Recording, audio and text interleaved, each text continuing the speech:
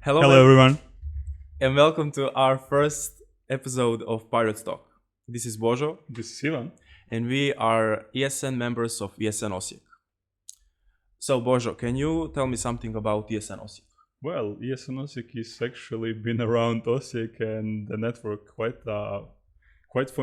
some years now. It was actually founded in 2013. So already 8 years and still going, but I still don't believe that most people from Osijek know that much about ESN. Yeah, that's true. So as a new member, what do you think about ESN Osijek, Ivan, and what exactly motivated you to join? Well, yeah, actually I joined, I think, 2-3 weeks ago, and look, where am I now? I joined in ESN Osijek because I love working with young, creative and ambitious people. You know that I study on Academy of Arts and Culture here in Osijek on Department of Culture, Media and Management.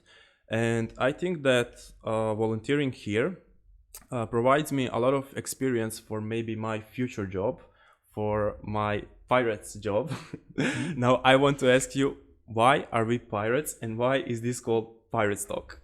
Well, I'm so glad that you asked, because that's the reason how the whole PR team of ESN Osijek is constructed. So as I am currently the local communication manager of ESN Osijek, when I started my mandate, I wanted to make it a lot more weirder and creative than all my predecessors. And first off, I wanted to make this part of ESN, this field, into a real team. I didn't want it to be all in one person, but I wanted it to be a place where everyone interested in that field can learn something. And actually, as one of the stupidest ideas that happen way too often, I was thinking like, what name can I give this team? And then it just came to me like, PR, it sounds kind of like pirate, let's call the team Pirates.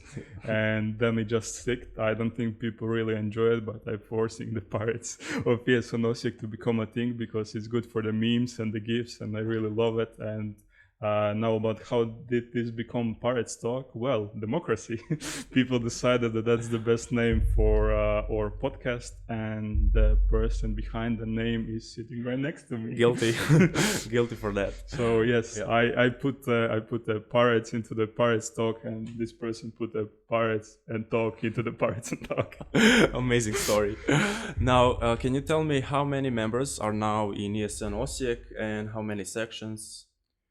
Yes, so right now it's kind of an interesting story when it comes to ESN Croatia as a whole, because we have at this moment 6 sections. There used to be 7, but Požega kind of isn't anymore. It's good.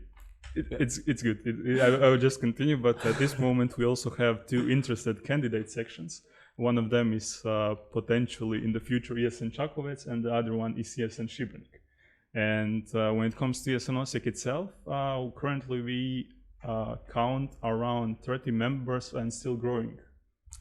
So yes, what exactly are our plans for this podcast, Ivan? What do you think? We have so many plans that I don't know if we can realize everything. For our next episode, we have plans to introduce Erasmus people that are here in Osijek.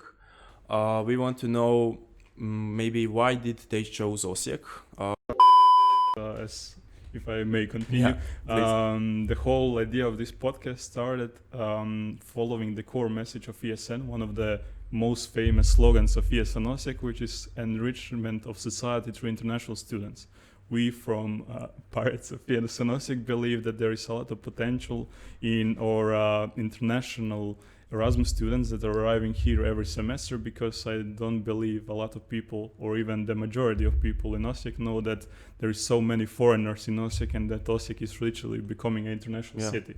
So the main idea of this podcast was to introduce those people, their stories to the general public of ESN Osijek, but there is also many more surprises to come. So what you started saying, the whole situation becomes even much more interesting considering the crazy times that we currently live in, because COVID kind of messed up everything and made the whole mobility process a lot harder. Yeah. But there is still a lot of ambitious people that still said, yes, I don't plan to allow COVID to stop me. I will go to the magical Osijek. And that's why we want to hear what those people think about Osijek now and how exactly they integrate it into the local society.